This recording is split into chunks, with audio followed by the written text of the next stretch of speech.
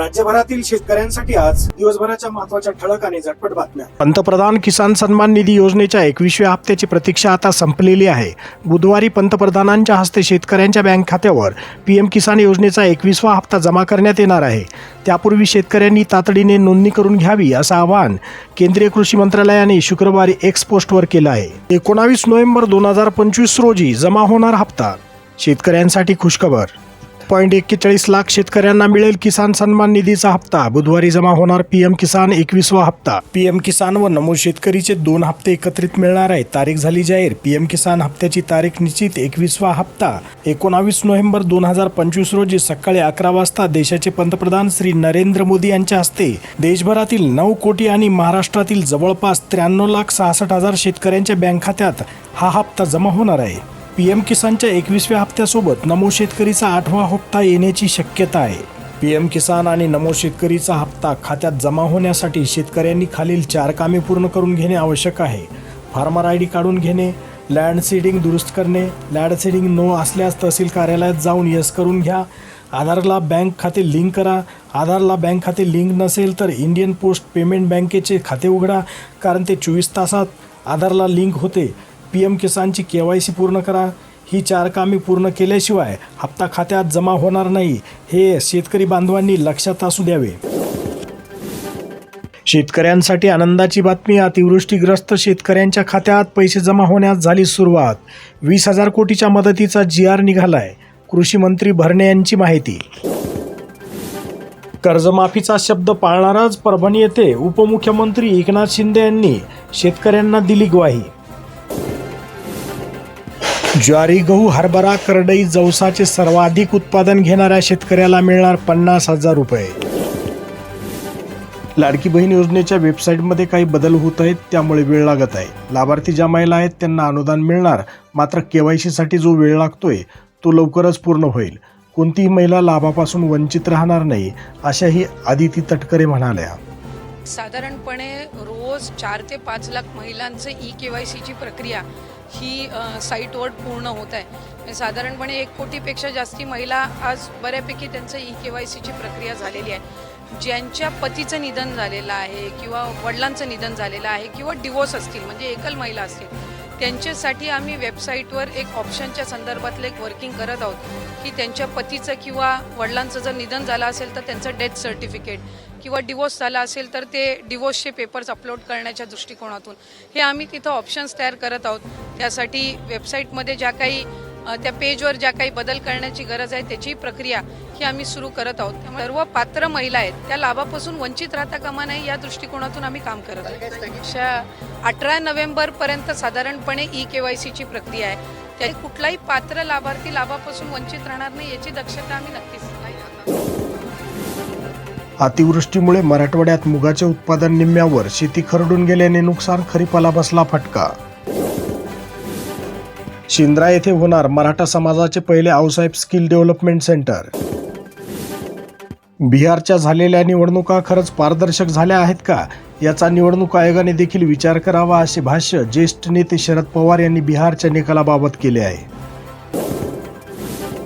डाळी, भाज्या, इंधनामुळे येऊ लागले स्वस्ताईचे दिवस। GST कमी झाल्याने पडू लागला फरक, व्याजदर कमी होण्याची शक्यता। 43% अतिवृष्टी अनुदान वाटप। जालना जिल्ह्यात 6,29,651 लाभार्थी शेतकरी। हलसिद्धनाथकडून 3300 दर जाहीर। रोज 11,000 टन ऊस गाळप करणार, चेअरमन MP पाटील यांची माहिती। काहींचे पैसे जमा तर अनेकांना अद्याप प्रतीक्षाच। KYC नसल्याने सरकारने अनुदान रोखले। बाजारात सोयाबीनचे दर वाढल्याने खरेदी केंद्राकडे शेतकऱ्यांची पाठ। सोलापुरात 11 शेतकऱ्यांची ऑनलाईन नोंदणी। जिल्ह्यात 9 खरेदी केंद्रांना दिली मंजुरी। पार्थ पवार यांचे जमीन प्रकरण 42 कोटीची स्टॅम्प ड्युटी भरावी लागेल, चंद्रशेखर बावनकुळे यांनी दिली माहिती। तरुण व महिला मतदार ठरवतील यंदाच्या निवडणुकीचा कौल। राजकीय वातावरण तापले। वाशिममध्ये 36,000हून अधिक महिला मतदार। मंगरुळपीरमध्ये महिलांचे प्रमाण पुरुषांपेक्षा अधिक। बंडखोरीवर भाजपचा तोडगा। आधी अर्ज नंतर उमेदवारी। अर्ज भरल्यानंतरच उमेदवाराची यादी जाहीर करणार। 80% नावे निश्चित। राज्यात तब्बल 8 पक्षाची व्यापक आघाडी. स्थानिक स्वराज्य संस्था निवडणूक बदलापूर पॅटर्न ऐतिहासिक ठरणार. बीडमध्ये अजितदादांच्या राष्ट्रवादीतच फूट. पंडितांचा गट मैदानात. शिवछत्रकडे निवडणुकीचे सूत्र. नुकसानीची चिंता सोडा. 450 पासून हप्ता भरा आणि 90,000 पर्यंत संरक्षण मिळवा. पीक विमा भरण्याची अंतिम मुदत जाहीर.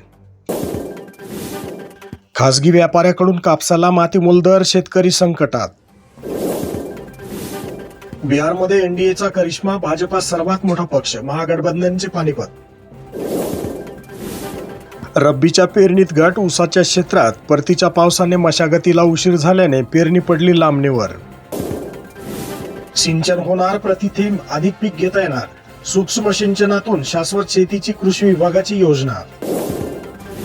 शेतकऱ्यांचा ठराव. 3,400 रुपयापेक्षा कमी भावात ऊस तोडणी करू देणार नाही.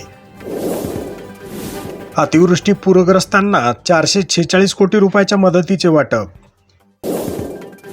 नवीन केंद्रांना मंजुरी नको. कमिशन वेळेत द्या. जिल्ह्यात 2,000 केंद्रे. महाई सेवा केंद्र चालकांच्या संपामुळे कामकाज ठप्प. गॅस कनेक्शन असलेल्या ग्राहकांसाठी आता ई-केवायसी प्रक्रिया बंधनकारक. आमदार धनंजय मुंडेंना चौकशीला आणा नसता महागात पडेल. मनोज जरांगे यांचा अजित पवार यांना इशारा. 6,000 महिलांच्या हाती कोयता. ऊसतोड हंगामासाठी मराठवाड्यातील टोळ्या. राजीव ॲग्रोचा 2800चा पहिला हप्ता खात्यावर जमा.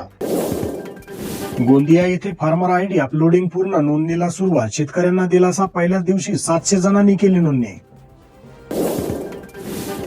राजूर येथील मका खरेदी केंद्रावर शेतकऱ्यांची होते लूट. शेतकऱ्यांनी रोख पैसे घेतल्यास 2 रुपये टक्क्यांनी करतात कपात. मका उत्पादक शेतकऱ्यांचे मोठे आर्थिक नुकसान. कर्जमाफीचा निर्णय. बँका अडचणीत. मार्च अखेरला थकबाकीदारांची संख्या आता वाढणार. सततच्या पावसाने टोमॅटो पिकाचे मोठे नुकसान. टोमॅटोचे 20 किलोचे कॅरेट तब्बल 800 रुपयांना विकले जात आहे. जिल्ह्यात CCIच्या 10 केंद्रावर कापूस खरेदी सुरू. शेतकऱ्यांनी ऑनलाईन नोंदणी करावी. कापूस खरेदीची अजून प्रतीक्षा. CCI म्हणते शेतकऱ्याकडून तशी मागणीच नाही. आंधळं दळतंय आणि कुत्रं पीठ खातंय.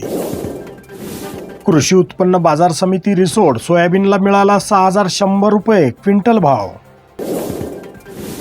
मजुराअभावी शेतातच अडकले पांढरे सोने. कापूस वाळून उत्पादनात मोठी घट होण्याची भीती.